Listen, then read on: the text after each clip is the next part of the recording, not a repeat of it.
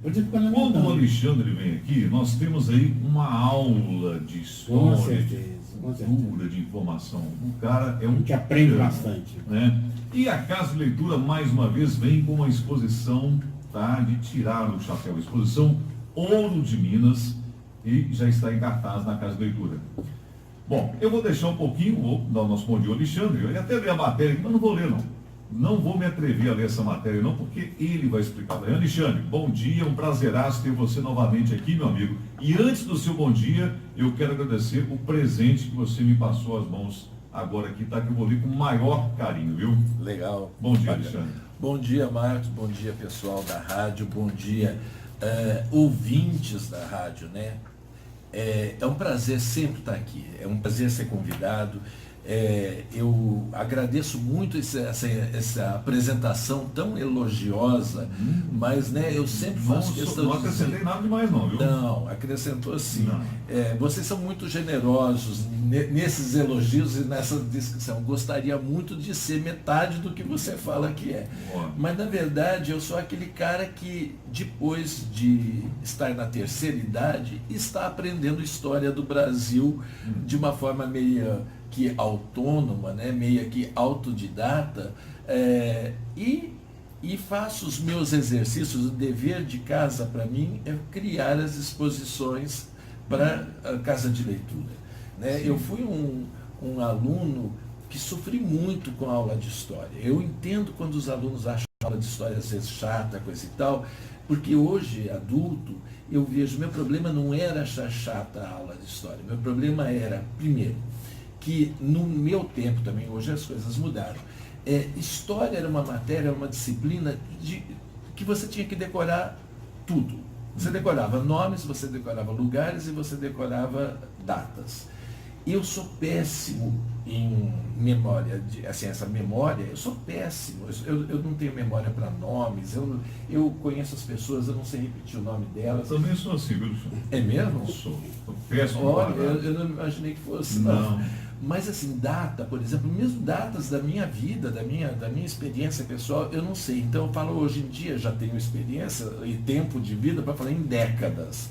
Na década de 60 eu estava não sei aonde, eu fiz tal coisa, você entende? Porque eu não sei. Tem gente que diz assim, eu estava no dia 23 de abril de 1979, num jogo de futebol, que o goleiro pegou a bola na trave esquerda, coisa e tal. Eu tenho verdadeira admiração por isso, mas não consigo. Realmente. E quando eu vim trabalhar na casa de leitura e achei que a casa de leitura tinha espaço suficiente espaço, eu digo assim, não só físico, mas espaço no sentido de você acrescentar a casa de leitura para esse tipo de trabalho, que seriam as exposições.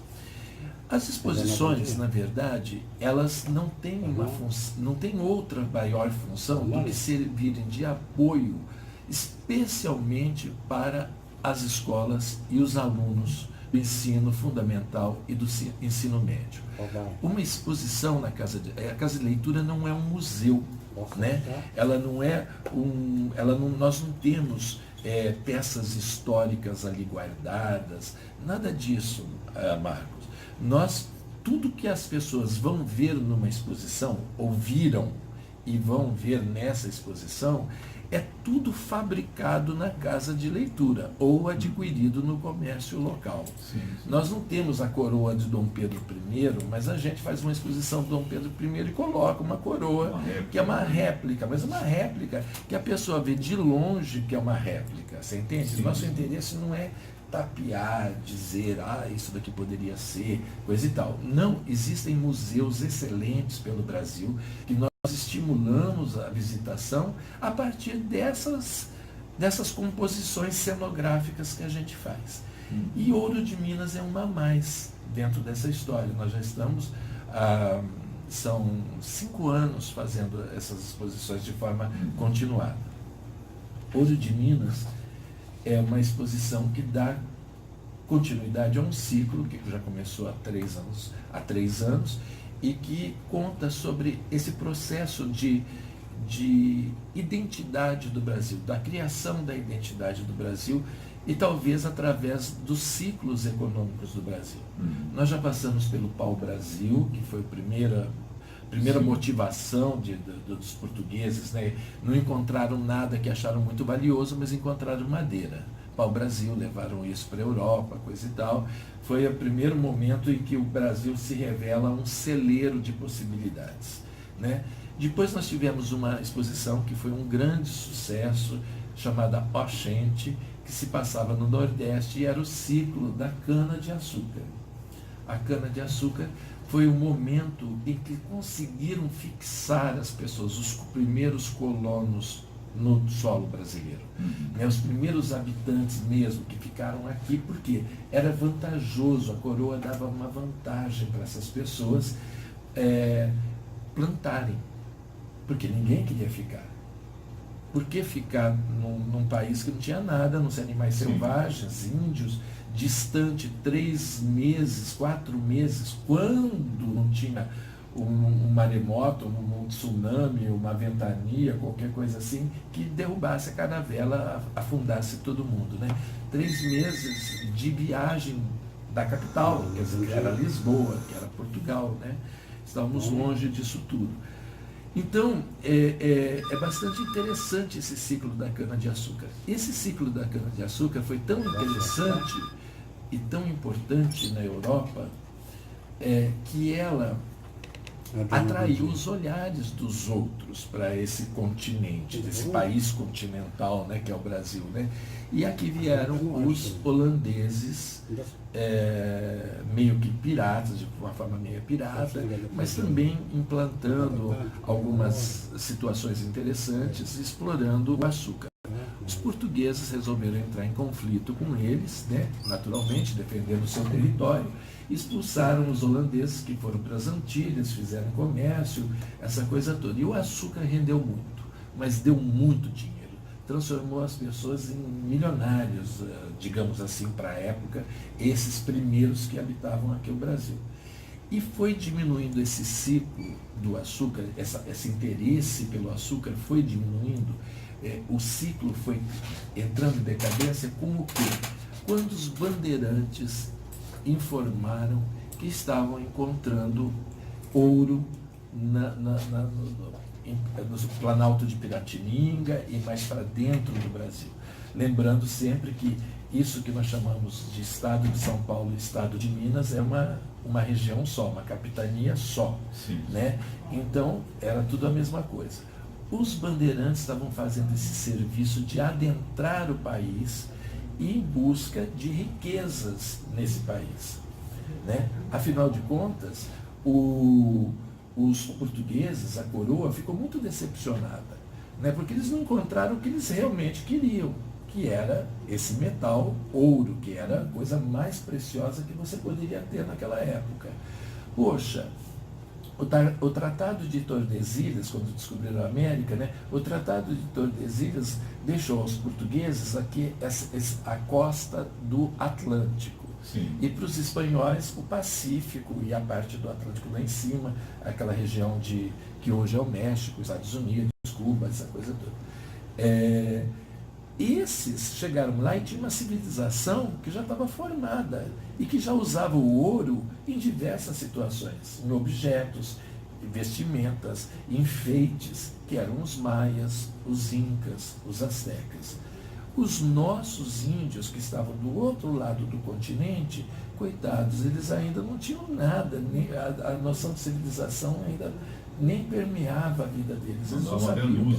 Andavam nus, exatamente. Essa coisa de reconhecer metal, não tinham ainda experiência, não tinham nada. E os portugueses ficaram muito chateados. Levou basicamente 100 e poucos anos para começarem a ser descobertas as primeiras pepitas, né? As primeiras pepitas. E começa esse ouro a ser descoberto como ouro de aluvião. A gente ouve falar muito de ouro de aluvião. No Brasil o ouro é de aluvião, foi de aluvião, é de aluvião, essa coisa toda. Então vamos pensar o que é aluvião. Aluvião nada mais é do que uma enchente. Quando aqui chove, vamos supor, desbarranca, desce, uma enxurrada. Não é uma enchente, é uma enxurrada, desculpa. Nada mais é do que enxurrada. Ou seja, desde que o planeta Terra é planeta Terra, né, as chuvas que caem vão lavando as montanhas, vão trazendo para baixo o que tem nas montanhas. Continua acontecendo ainda hoje em dia, e ainda mais, às vezes pior, com a mão do homem, né? Que vai fazer essa coisa mais drasticamente. E os primeiros bandeirantes, os primeiros que entraram, né, exploradores, eles foram percebendo que em alguns rios, no leito do rio, havia um brilho diferente na areia do rio. Eram pequenas pepitas, muito pequenas, às vezes um pouquinho maior que um grão de areia, né? E eles foram peneirando isso, coando isso, vamos dizer, e salvando. Levaram um tempo para informar a coroa, porque eles sabiam que o pessoal ia querer. Você entende? Que é muito natural. Iam querer. Então levaram um certo tempinho, mas informaram a coroa. E quando informaram a coroa, foi um feito tão importante, quer dizer, Portugal ficou tão enlouquecida que mandou amostras, por exemplo, para o Vaticano, para o Papa abençoar, e afinal de contas o Eldorado que eles buscavam havia acontecido, havia chegado. E aí começa uma grande corrida do ouro. Os bandeirantes, então, eles acabaram fazendo uma poupança primeiro daquele ouro. Primeiro, com certeza, os Anhangueras, né, os Fernão Dias, né, o caçador de esmeraldas, né? A gente tem que tirar um pouco essa fantasia que a gente tem daqueles homens bravios, coisa e tal, mas de moral e elegância. Não, eles eram realmente pessoas em busca de dinheiro, de riquezas. O interesse deles era esse, extremamente violentos. A gente vê sempre com figuras assim muito bem montadas, chapelão, roupa, imagina. Eles andavam nus como os índios, a grande maioria deles nus como os índios, e o que usavam no máximo era uma proteção de couro, como se fosse um colete, para evitar as flechadas dos próprios índios. Andavam descalços, pisando como o índio, que pisa de lado e com os dedos para dentro, assim, engruvinhados, digamos assim, porque facilita o caminhar no meio de pedras e coisa e tal. Extremamente violentos, caçavam para escravizar índios, né? E ficavam no meio do nada, né? Vamos pensar, esse pessoal se sacrificou por isso, mas se sacrificou não por um ideal de exploração, se sacrificaram para o interesse deles próprios de riquezas, né? Essa coisa da gente buscar, de descobrir, de ter essas mudanças drásticas, né? É muito... a gente diz assim, nossa, isso só no século XVII aconteceu isso, coisa e tal. Não. Eu tenho certeza que nós que estamos aqui, o Jorge, você, eu que estamos aqui dentro do estúdio, lembramos perfeitamente de Serra Pelada. Sim, claro. Lembra-se, há 10, 20 anos atrás, né, 20 anos atrás, Serra Pelada, que houve uma mudança para lá, era um formigueiro humano, né, um formigueiro humano. E isso aconteceu aqui na região de Minas, né? Aconteceu também na região de Minas. Alexandre, essa aula que você deu aí da nossa história aí, isso tudo que você falou está lá na exposição Ouro de Minas. Eu acho que essa exposição, Marcos, ela precisa você saber um pouquinho antes de ir.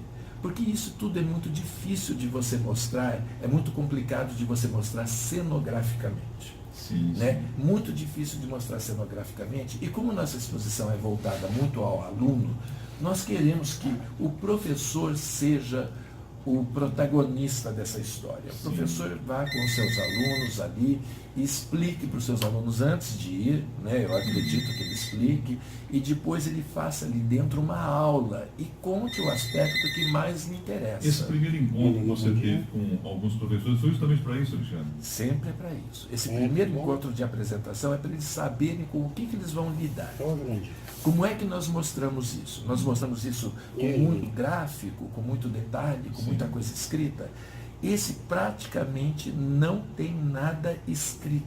Por quê? Eu cheguei à conclusão, nesses 5 anos, que o aluno, a permanência de uma classe dentro da sala de exposição é de no máximo 40 minutos. Agora imagina 25 jovens, 25 adolescentes, dentro de um lugar, fora da sala de aula deles, né, mas dentro de um espaço de exposição. Se eles têm tempo, vontade ou paciência, o mesmo tempo físico de 25 pessoas lerem o que está escrito. Não tem, cara, não tem mesmo. Não é um museu que uma pessoa autônoma, eu entro no museu e fico ali o tempo que eu desejar ficar no museu, né? Não funciona assim. Ali dentro eles vão com os professores. Então, a exposição está dividida em 3 momentos. Um primeiro momento que a gente fala do ouro que não é de aluvião.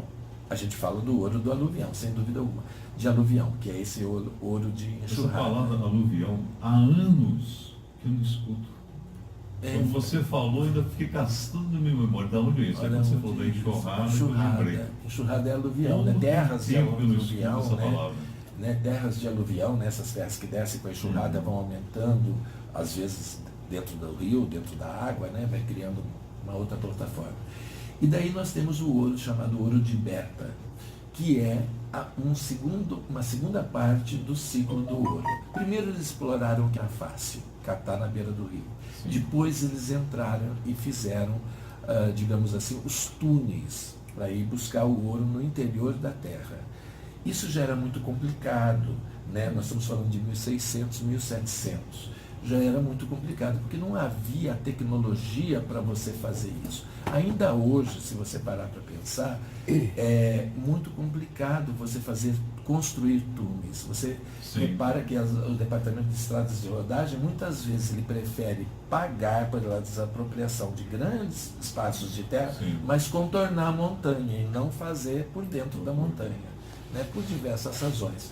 Então, imagina isso, né, há 400 anos atrás, né, 300 anos atrás, 400 anos atrás. Mas esse ouro chama-se ouro de beta.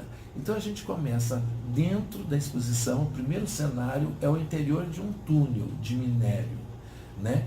E a gente conta, porque a visita guiada, se for requisitada, ela é feita, eu acompanho o grupo, se não for, eu prefiro que o professor acompanhe, eu não sou professor de nada, eu não tenho competência, nem habilidade, nem conhecimento para estar na posição de professor, então eu faço questão de dizer isso. Mas vamos supor, uma pessoa que não está num grupo de alunos que queira entender melhor a exposição, tem o maior prazer de acompanhar. E daí você vai para as consequências disso.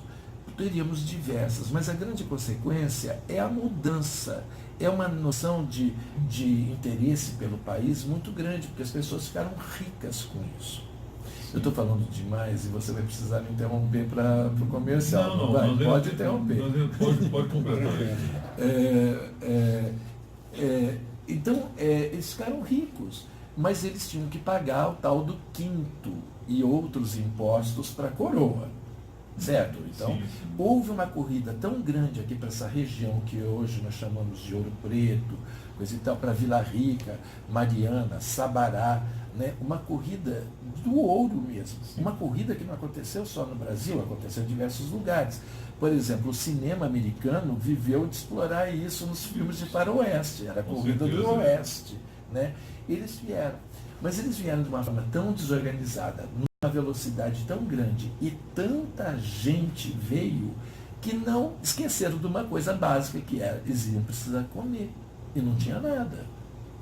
Tinha selva que eles foram desbastando, e só as minas, né? Não tinha nada. Ninguém queria saber de plantar, era só a corrida do ouro. Exatamente, cara. Não tinha fornecimento disso. Lembra-se que, por exemplo, o Rio de Janeiro, nesse tempo ainda a Salvador era a capital, mas o Rio de Janeiro estava a 3 meses de viagem em lombo de burro, se não houvessem todos os imprevistos que pode acontecer numa estrada durante 3 meses, serras, né? Sim. Então, contam os historiadores que eram inúmeros os cadáveres de pessoas mortas de fome, com os bolsos e os bornais lotados de pepita. A diferença, por exemplo, uma galinha que no Rio de Janeiro era vendida a, vamos dizer, preço, assim, se nós convertêssemos a moeda, a R$20, custava aqui na região das Minas, né, custava em torno de 500, 600 reais. Mas não tinha nem isso. Nem isso. Eles comeram as raízes das árvores, eles comeram os animais venenosos, os peçonhentos, eles comeram escorpião, eles comeram minhoca, eles comeram aquele bicho, aquela lagarta que dá no bambu, que dá nas árvores, até por uma coisa instintiva, porque aquilo é uma fonte de proteína, sim, né? Sim. Então, isso tudo. E não tinha mesmo, não tinha absolutamente nada. Mas foi começando a urbanização, foi começando a crescer, as vilas foram tomando forma, né? E o ouro foi gerando interesses né? Houve a questão do contrabando, houve a questão da necessidade de mais escravos, e vieram os escravos, e pagava-se caríssimo por escravos, né?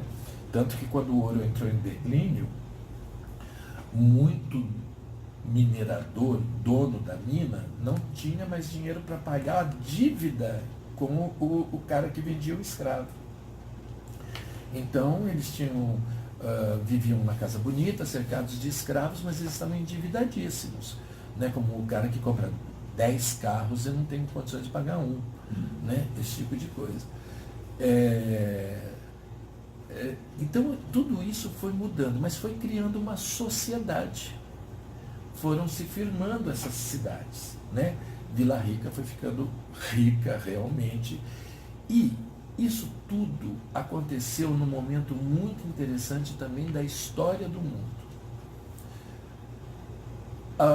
A Igreja Católica, que era hiperpoderosa, tinha sofrido, na época do descobrimento, um pouquinho anterior ao descobrimento do Brasil, na época do descobrimento do Brasil, ou seja, 100 e poucos anos antes dessa história que nós estamos contando, 200 anos antes, ela tinha sofrido um grande baque com o início daquilo que a gente chama de luteranismo, com Lutero. Lutero chegou e mostrou de uma forma muito clara que a igreja, ela se afastava, a Igreja Católica, sim, quando eu digo, ele era um padre católico, né, que se afastava muito do princípio da igreja e estava se transformando num grande comércio. Vendia-se o perdão, vendia-se santos, vendia-se títulos de nobreza. Quer dizer, o Vaticano estava virando uma indústria de indulgências e, com isso, criando aquilo que nós vemos hoje do Vaticano, que é o Vaticano, a Igreja Católica. E ele chegou que não.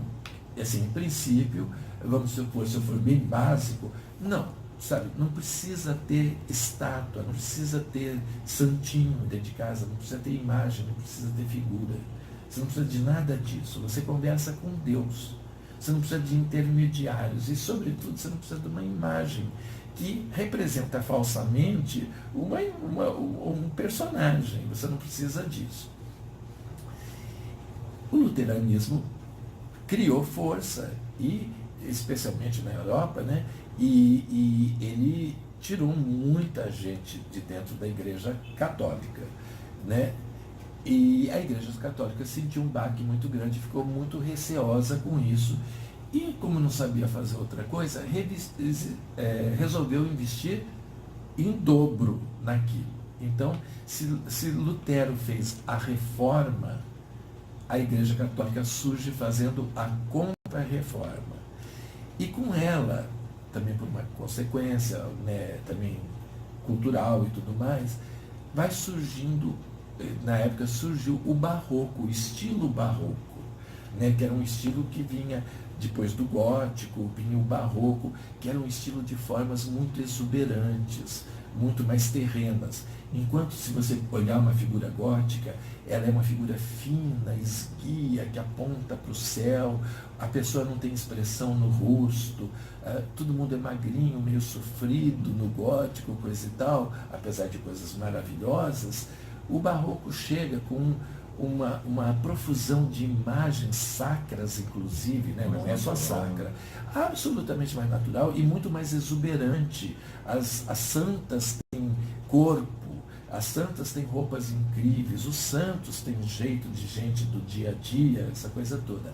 E a igreja pega essa imagética e usa o barroco de uma forma intensa, o estilo barroco, né? Investe no estilo barroco para mostrar que o reino dos céus é um reino rico, não é um reino de modéstia como era o luteranismo, ou é o luteranismo. Você entendeu? O princípio, eu quero dizer, né? O estilo barroco foi um verdadeiro marketing para a época, né? Exatamente, ela usou e abusou disso. E você vê nas catedrais europeias isso. É claro que quando isso também chegou aqui no Brasil, com 100 anos de atraso ou não, mas chegou. Exatamente no momento que o Brasil estava sustentando Portugal e, consequentemente, a Europa com seu próprio ouro.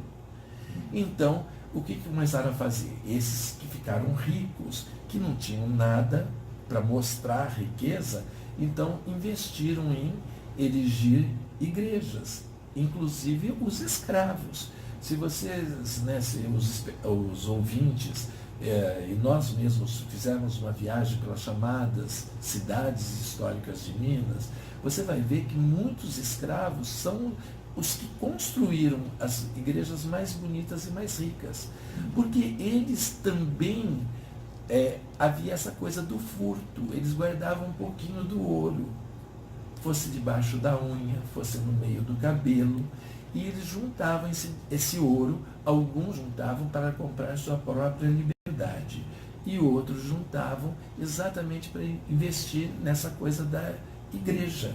Afinal de contas, quando você vive uma vida muito miserável, te sobra apenas a fé para você, a esperança para você continuar sobrevivendo. E a esperança está representada exatamente na religiosidade. E a religiosidade, para quem não sabe ler, para quem não sabe escrever, está nas igrejas cheias de figuras, né? É uma revista em quadrinhos, se você pensar.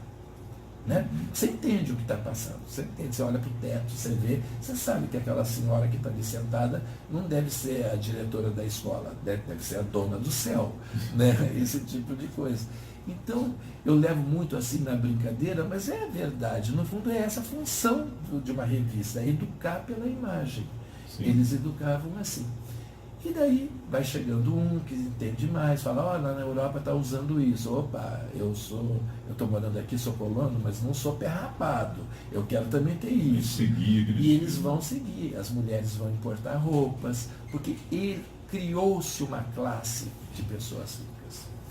Então, é por aí que vai. Esse é um dos aspectos da exposição também. Gente, nós estamos falando, nós estamos falando, não, o Alexandre está dando mais uma vez essa aula de história, né, Júlio? Muito bom, né, o Alexandre? Tudo isso você já encontra na exposição Ouro de Minas. Nós vamos rapidinho nosso intervalo comercial e a gente volta já já, para a gente abordar mais um pouquinho a questão até quando vai a exposição. E eu vou ter uma pergunta para fazer para o Alexandre logo após o intervalo comercial. Nem vou falar agora para você o que é essa pergunta, não.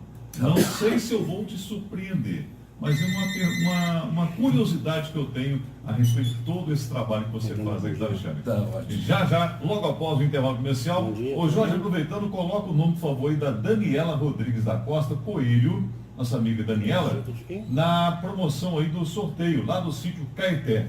Tá bom, Jorginho? Daqui a pouco eu passo para você de novo. Elileia Santos da Vaca, querido.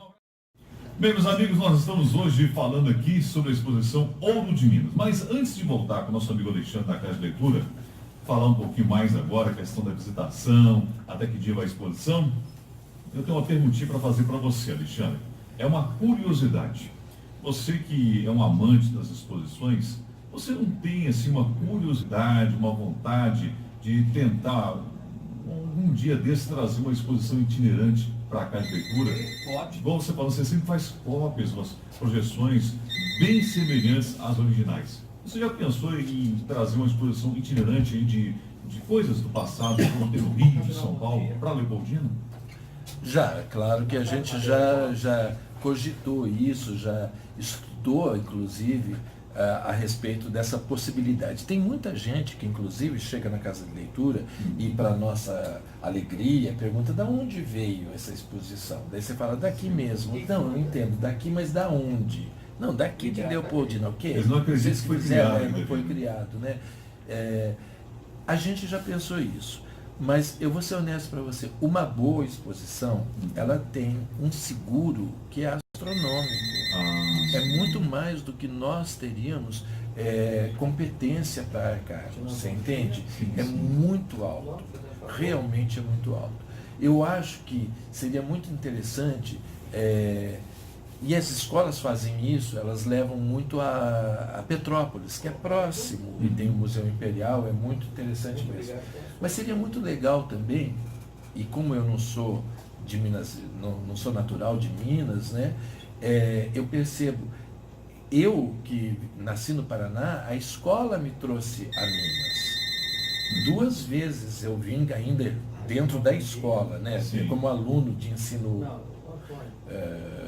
fundamental, eu conheci essas cidades históricas ainda com 12, 13, 14 anos de idade.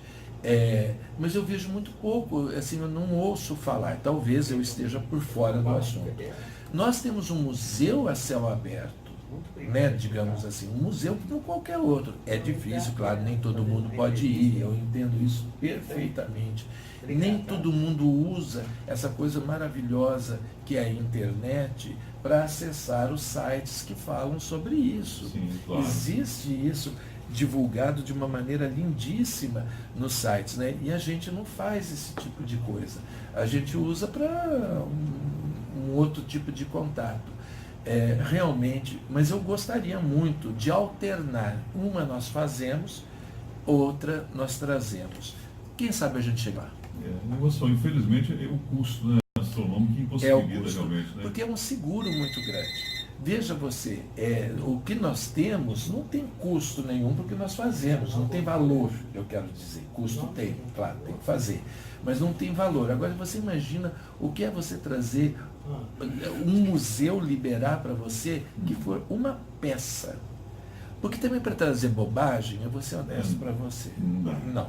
Alexandre, falando em museu, fugindo um pouquinho da exposição que você está realizando agora, você deve ter ficado muito triste com aquele incêndio lá no Rio de Janeiro, né? No museu. Né? Sim, claro, claro. Nós perdemos ali uma parte documental, né? Porque são objetos, são tudo, uma parte material do nosso passado. É uma coisa que não pode se pensar numa coisa dessas. É a mesma coisa do Louvre pegar fogo e queimar a Mona Lisa. Né? A humanidade perde. A humanidade perde com isso aqui no Brasil. Perde realmente, porque isso não se repõe. Não adianta fazer a réplica. Né? Não se repõe. E é fundamental que eu sei que nós temos um país com milhares de problemas muito importantes, mas quando se fala em cultura, você está falando da história da gente, e a história de uma forma muito séria, aquilo que é uma alma do país. É para o seu tataraneto saber como é que nós vivíamos, sabe? Como é que era a nossa vida. Você vai falar, isso não é importante. É super importante. É super importante você saber de onde você veio, aonde você está e para onde é possível que você vá caminhar. Alexandre, a exposição Ouro de Minas, você nessa exposição também uniu hoje o que nós temos nessa área de informática, na exposição anterior você colocou um pouquinho, né, na Natalina, né? Nessa daqui eu coloquei simplesmente um televisor com imagens exatamente. E você falou que não tem aquela parte da leitura para não tem muito, exatamente. Né? Aí eu fiquei pensando, será que vai ter informática também? Não, tem um televisor com imagens. Eu fiquei, na verdade, durante um ano, eu viajei para nesse período de um ano, não fiquei um ano fora, é claro, nem posso, mas eu viajei muito nessa região de Minas, até Diamantina, eu digo aqui das cidades históricas, até chegar a Diamantina, fotografando, pesquisando, indo a museus, entrando em contato com os diretores de museus, né? E usei esse material como um material visual para as pessoas terem acesso a isso que você vê. É claro que é diferente quem tem a oportunidade de estar lá. Né? As coisas têm um cheiro, um aroma, um sabor, um olhar para cada um. Mas eu fiz isso e trouxe exatamente por isso. Eu continuo dizendo para você que como nosso foco é o aluno, sem abrir mão, é claro, do resto do público, sem abrir mão do resto do público, nosso foco é o aluno, eu tenho procurado entender mais a dinâmica da presença desses alunos dentro da casa de leitura. O tempo que eles têm, o tempo que eles conversam, o tempo que o professor tem que chamar a atenção deles para eles voltarem a prestar atenção. Sim. Você entende? Esse tipo de coisa. E facilitar isso para o professor. Eu, por exemplo, restringi dos alunos o uso de celular. Está dentro, eu aviso a hora que eles podem usar. É 10 minutos antes de acabar a visita deles. Porque eles ficavam só no celular, tirando fotografia. E não aprendiam, né? E não aprendiam, porque não é tirar fotografia. A pessoa que vai lá na casa de leitura para tirar selfie, eu fico pensando, meu Deus do céu, essa pessoa não precisa de nada. Ela não precisa de nada. Ela não está interessada em nada. Ela quer dizer que esteve. É aquela pessoa que vai a uma cidade e ela não sabe nem onde ela esteve. Ela não sabe nem aonde ela esteve, mas ela registrou. Esse negócio de registrar para você falar, eu vou ver depois, é mentira. A gente tira milhares de fotografias e depois a gente nem vê mesmo aquilo, ninguém vê, acabou, você entende? Então, é preciso começar também a educar no uso desse material. Isso é importante. O Jorge tinha comentado comigo se eu ia falar dos outros momentos da exposição. Só vou falar rapidamente. Sim. Então tem esse momento do ciclo do Ouro de Minas e a representação disso nós escolhemos fazer sobre o Barroco. O Barroco representando toda a volúpia que o ouro provocou. Quer dizer, essa coisa, a igreja como centro de atividades. Afinal de contas, as festas mais importantes da colônia sempre foram as festas das igrejas, das muitas igrejas. A religiosidade tinha um caráter de atividade social mesmo, né? Era festa, fazia-se roupa para ir à igreja. Até hoje eu conheço gente que compra roupa para ir à missa, para ir ao templo. Para isso, tudo daí. Não é crítica a isso, não. É apenas um comentário. Sim. Então você imagina nesse tempo que você não tinha nada para fazer. As mulheres não sabiam ler. Poucos eram os homens que sabiam, né? Então, nós temos uma outra parte. O ouro entra em declínio e daí descobre-se, quando começa a declinar, descobre-se na região de Diamantina, que chamava-se Tijuco, né? Descobre-se nessa região diamantes. E daí começa uma outra corrida. Mas daí o governo português foi interessante. Eu não quero o quinto, eu não quero uma parcela de imposto, não. Eu quero tudo. Então eles cercam essa região toda, né? E criam todas as barreiras possíveis e colocam lá um contratador de diamantes, que seria o representante do rei, a pessoa mais importante, que vai administrar como é que isso vai ser extraído e como é que isso vai chegar no máxima quantidade, sem perder-se pelo caminho, com contrabando, com roubo, enfim, com exploração de todos os tipos, vai chegar a Lisboa. E aí a gente vai contar essa história desse ciclo, mas eu optei, é uma opção pessoal, veja, vou repetir, não sou professor, não sou pedagogo, eu fiz uma escolha pessoal de uma pessoa que se interessa pelo assunto e como é que eu contaria isso se eu tivesse alguém para contar pessoalmente. Então eu escolhi um personagem clássico desse lugar e dessa época, que é Francisca da Silva, casada com o contratador João Fernandes de Oliveira, a famosa Chica da Silva, né? Uma mulher que nasceu em 1731, morreu com 65 anos, 65 se não me engano exatamente, e teve uma vida extremamente interessante. Muito se fala, muito se ganha dinheiro com novelas, com livros a respeito, mas muito pouca documentação tem de real mesmo, né? Então se escolhe uma atriz bonita que vai fazer, ou o Cacá Diegues pega um outro lado mais voluptuoso da figura, coisa e tal.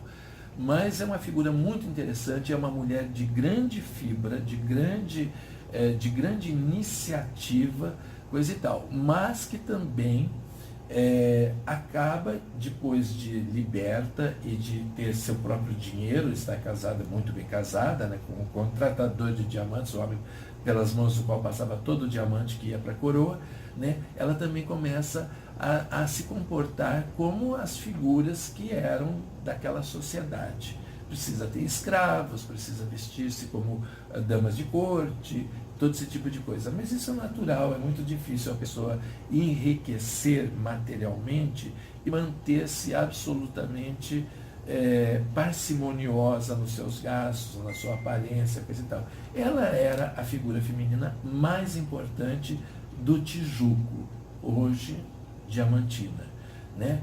E foi casada com esse contratador que tinha realmente, casada não, né? Ela viveu junto, porque nem a igreja nem a coroa autorizava casamentos interraciais.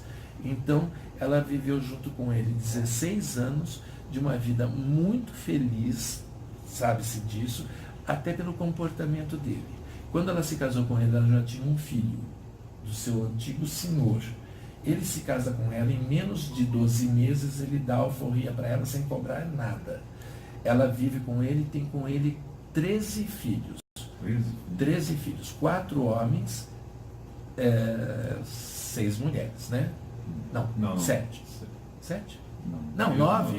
Estou louco. 9 mulheres, 4 homens. 9 mulheres, 4 homens, exatamente. Desculpem, ouvintes, 9 mulheres, 4 homens.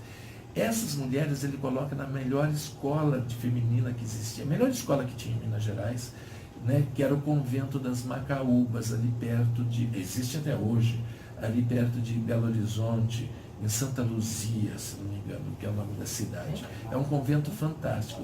E lá só estudava a nata da sociedade daquela época, dos colonos daquela época, né? O Brasil era para dizer colônia. Dos grandes mineradores, né? Lá. Chegando lá, ele olha e fala, não, isso aqui é muito pobre para as minhas filhas.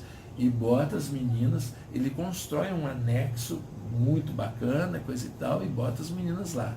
Os meninos, inclusive, o primeiro filho, o filho que não era dele, Simão, ele manda todos para a Europa estudarem, que era uma coisa que só ricos, ele era brasileiro, e ele foi estudar na Europa, porque os ricos é que iam para a Europa. Era proibido no Brasil ter, você sabe, fábricas e universidades, né? Porque a coroa queria ter isso lá. Não queria educar as pessoas aqui, porque educar cultura e educação é ameaçador, né? As pessoas têm medo, né? Quem tem o poder sabe muito bem a força da cultura e da educação. Muito bem, daí nós temos esse pedacinho que é a casa da Chica da Silva como contratador. Uma adaptação que eu fiz, evidentemente, a partir de ter estado na casa, de ter fotografado a casa e de ter, claro, essa casa deve ter mudado muito com o passar dos anos. Mas então, só dando aquela ficha técnica agora, Marcos, nós estamos com a exposição aberta até o dia 1º de junho, é um sábado. Estamos abertos de segunda a sexta-feira, das 8 às 11 da manhã, da 1 às 5 horas da tarde. Escolas, clubes de serviço, clubes sociais que desejarem criar grupos é necessário que façam um agendamento por e-mail, não por telefone. E-mail, e o e-mail é simples, é fácil, casa de leitura, tudo junto, casadeleitura@gmail.com. Aos sábados nós funcionamos das 8 às 11 horas da manhã. Não funcionamos aos domingos, não funcionamos nos feriados. Abrimos à noite apenas para escolas, tipo os alunos do EJA, os alunos de estudo das faculdades, da universidade e das demais faculdades que desejarem ir. A exposição não tem ingresso, não custa nada, a pessoa pode chegar lá e visitar a exposição como todas as outras, né? E a censura é livre. E eu queria muito agradecer aqui a todos os que colaboraram, né? Que foi um grupo bastante grande, bastante intenso, de pessoas que nos ajudaram com essa exposição. E, sobretudo, né, a nossa patrocinadora, que é a Energisa, que mais uma vez patrocina integralmente a exposição, através da Lei de Incentivo à Cultura do Estado de Minas Gerais. Quero agradecer a vocês aqui da Rádio Jornal pela oportunidade. Mais uma vez, vocês são os grandes colaboradores da gente, e convidar a todos que não percam essa oportunidade de conhecer, discutir um pouquinho, né, a história do Brasil, rever um pouquinho os conceitos sobre a história do Brasil.